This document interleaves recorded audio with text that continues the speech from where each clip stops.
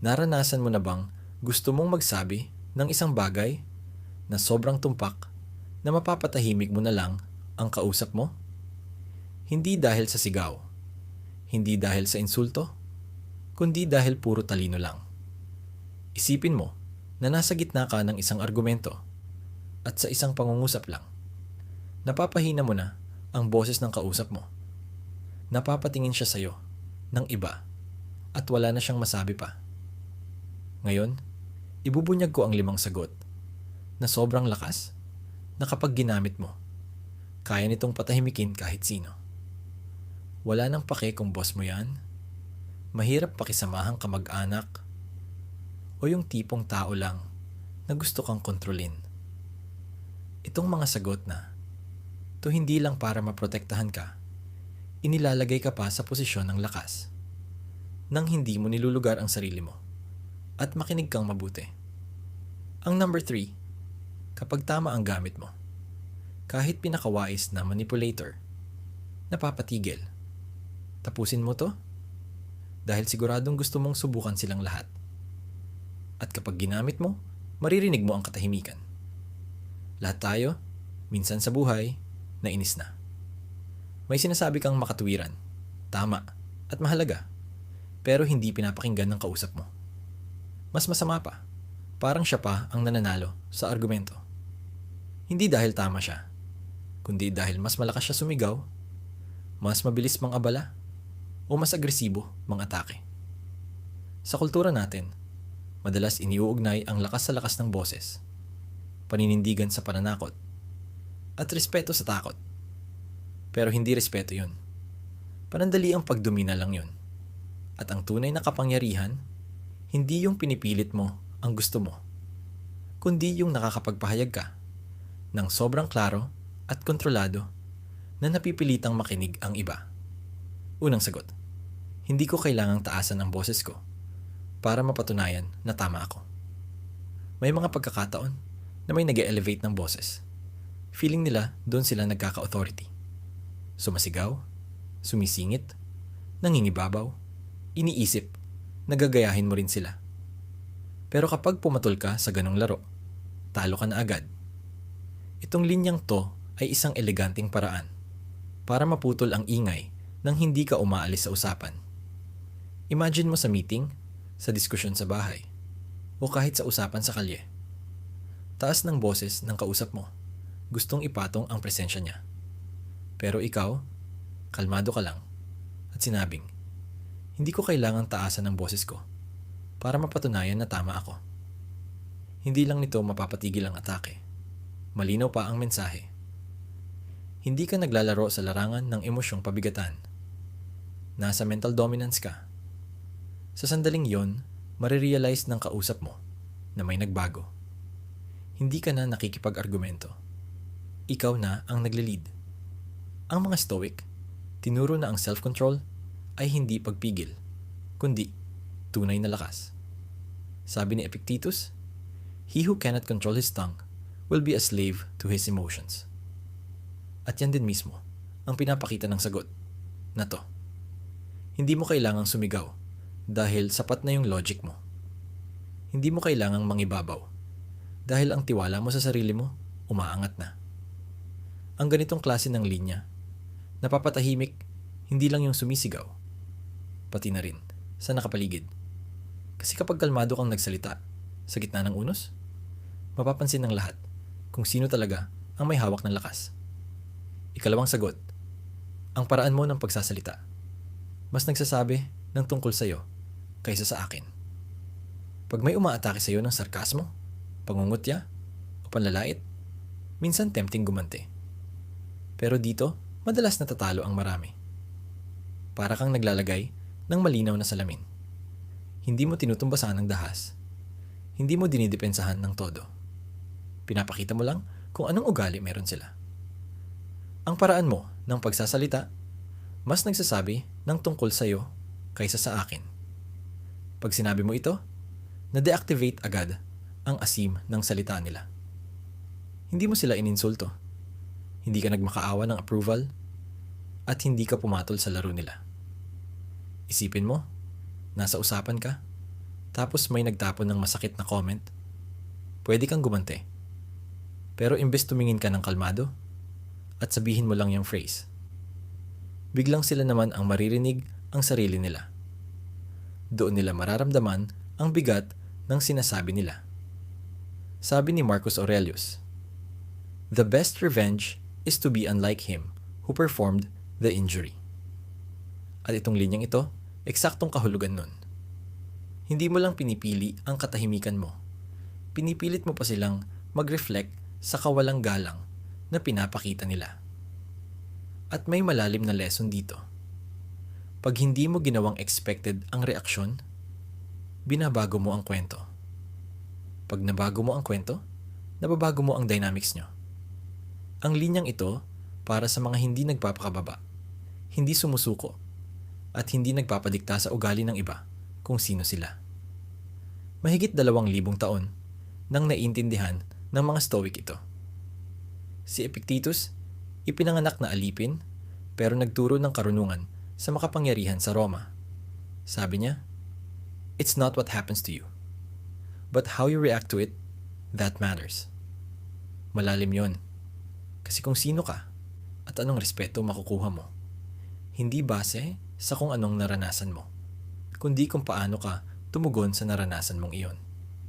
Malinaw na mensahe? Hindi mo kailangang sumigaw para manalo.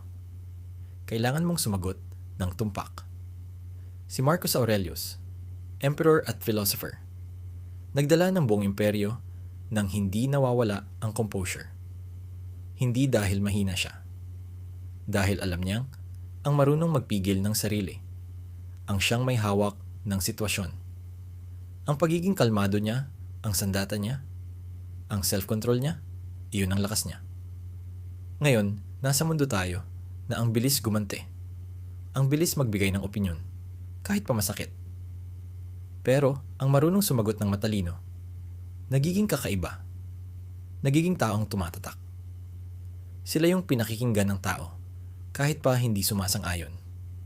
Sabi ni Seneca, "To speak in anger is like shooting an arrow without aiming." Isang salitang pabigla, pwedeng sumira ng relasyon, magsara ng pinto, o magpabawas ng respeto na napakahirap kitain. Kaya itong matututunan mo, hindi mga salita para apihin ang kausap.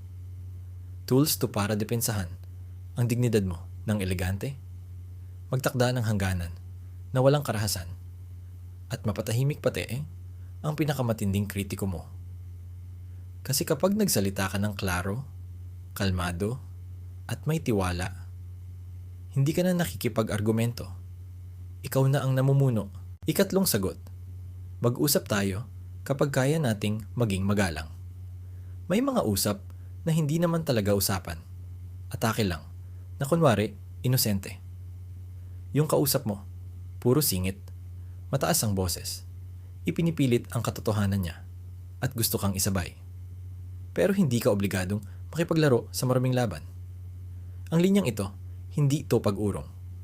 Deklarasyon to ng prinsipyo. Mag-usap tayo kapag kaya nating maging magalang. Direkta, mature, at matatag. Hindi ito pagtakas.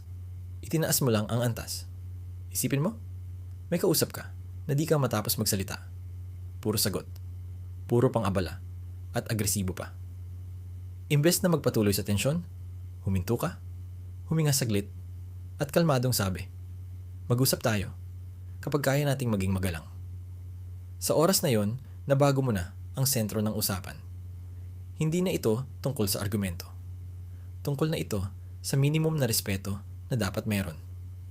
Itong klase ng sagot, ayon kay Epictetus, ay refleksyon ng self-mastery. Sabi niya, "You cannot control what others do, but you can control what you accept." Kaya pag ginamit mo ang phrase na ito, malinaw mong pinapakita ano tinatanggap mo at ano hindi. Hindi mo kailangang sumigaw o magpaliwanag ng todo. Nililinya mo lang ang emosyonal na hangganan na pumipilit sa kausap mo na magsuri sa sarili at madalas patatahimikin dahil ang hindi marunong magbigay ng respeto. Nawawalan ng pribilehiyo, kausapin ka. Ika-4 na sagot. Mas gusto ko nang huwag na lang ituloy ang usapan na to. May mga sandali na wala nang saysay, ituloy pa ang usapan. Hindi naman nakikinig ang kausap mo. Hindi naman gustong umintindi. Gusto lang manalo kahit pa masaktan ka. Doon, nagiging shield mo ang linyang ito. Mas gusto ko nang huwag na lang ituloy ang usapan na to. Simple. Klaro. Sobrang lakas. Hindi humihingi ng permiso. Hindi nagjo-justify. Basta tinatapos niya lang. Imagine mo, kausap mong laging gusto kang i-provoke. Lahat ng salita may lason. Ramdam mong numinipis tiyaga mo. Imbes na sumabog ka, huminga ka lang, tingnan siya ng kalmado. At sabi, mas gusto ko nang huwag na lang ituloy ang usapan na to. Immediate ang effect. Puputulin agad ang toxic na usapan. At pinaka-importante, binabalik sa'yo ang control. Sabi ni Marcus Aurelius, choose not to be harmed and you won't feel harmed. At kapag pinili mong tapusin, pinoprotektahan mo ang lakas mo, focus at dignidad. Hindi ito pag-urong. Ito yung pagpili mong mas mahalaga ang kapayapaan mo kaysa maisingit ang last word. At kapag nakita ng iba na ganito ka, alam nilang hindi ka iniiwasan ng gulo. Nilalampasan mo siya. Parang binabagsakan mo ng pinto. At minsan, ang pagsara ng pinto, yun na ang pinakamatibay na puwersa. Ikalimang sagot. Yan ang opinyon mo at nirerespeto ko. Pero hindi ako sang-ayon. Hindi lahat ng argumento, kaaway ang kausap. Minsan kaibigan, katrabaho, o kapamilya na pilit ipinipilit ang pananaw nila sa'yo. Ginagawa nila ito nang may mabuting intensyon. Pero nang hindi nila namamalayan, nilalampasan nila ang mga hangganan mo. At doon mo kailangan ng isang linya na maglilinaw ng posisyon mo nang may respeto, pero hindi nagpapasindak. Iyan ang opinyon mo, at nire-respeto ko iyon. Pero hindi ako sang-ayon. Isa itong sagot na hindi nangaaway, pero malinaw ang hangganan. Para mo nang sinasabi, naririnig kita, pinapahalagahan kita, pero may sarili akong pag-iisip. Isipin mo na lang, may kakilala kang pilit kang kinukumbinsi sa isang bagay, isang desisyong ayaw mong gawin, isang paniniwalang hindi mo matanggap, o isang paghusgang sa tingin mo ay hindi patas.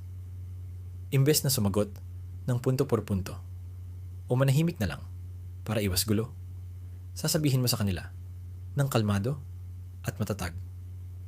Iyan ang opinyon mo, at nirerespeto ko iyon, pero hindi ako sang-ayon. Ang nangyayari pagkatapos nun ay parang mahika. Mapipilitan silang tanggapin ang paninindigan mo kasi wala silang puwang para atakihin iyon sapagkat hindi mo naman tinatanggihan ang pananaw nila. Inuulit mo lang ang sarili mong paniniwala. Malinaw na sinabi ni Seneca, ang maging alipin ng opinyon ng iba, iyan ang pinakamasaklap na kulungan. At ang pahayag na ito ang susi para makatakas doon. Isa itong eleganteng paraan ng pagsasabi ng, nag-iisip ako para sa sarili ko, at hindi ko kailangan ang pag-aproba mo para gawin yon. Kapag palagian mong ginagamit ang sagot na ito, magkakaroon ka ng bagay na kakaunti lang ang meron, emosyonal na kalayaan. At kapag napansin ng ibang tao na hindi ka nila kayang mapuwersa, mas lalo ka pa nilang rerespetuhin. Heto ang 5 sagot na hindi lang nagpoprotekta sa iyo, kundi nagpapalakas pa. 5 linyang kapag sinabi ng mahinahon, may kumpiyansa at malinaw, napapatahimik nila ang kausap. Hindi dahil napahiya mo sila, kundi dahil napakataas ng pinakita mong antas. Dahil ang respeto, hindi ipinipilit. Ini-inspire yan ng karakter. Balikan natin ang 5. Hindi ko kailangang itaas ang boses ko para mapatunayan na tama ako. Ang paraan mo ng pagsasalita ay mas nagsasabi ng tungkol sa iyo kaysa sa akin. Mag-usap na lang tayo kapag kaya na nating gawin ito ng may respeto. Mas gusto kong huwag na lang ituloy ang usapan na ito. Iyan ang opinyon mo at nirerespeto ko yon. Pero hindi ako sang-ayon. Huwag mong maliitin ang lakas ng mga linyang ito. Kapag sinanay mo silang gamitin at naging parte na ng araw-araw mong pamumuhay, mapapansin mong may malinaw na pagbabago. Mas pakinggan ka ng mga tao at mas maingat na sila kapag kinakausap ka. Dahil hindi ka na nila kayang manipulahin o galitin ng basta-basta. Isa ka ng taong may presensya, may kontrol, at may makapangyarihang tinig. Dito sa Stoic Spring, tinuturuan kitang mag-isip, magsalita, at kumilos gamit ang karunungan ng mga dakilang pilosopo para mabuhay ng may higit na respeto, kapayapaan ng loob, at tibay ng isip. Mag-subscribe na at i-turn on ang notifications dahil ang mga susunod ay siguradong magpapabago sa iyo. At sabihin mo sa comments kung alin sa mga linyang ito ang una mong gagamitin. Gusto kong mabasa ang sagot mo.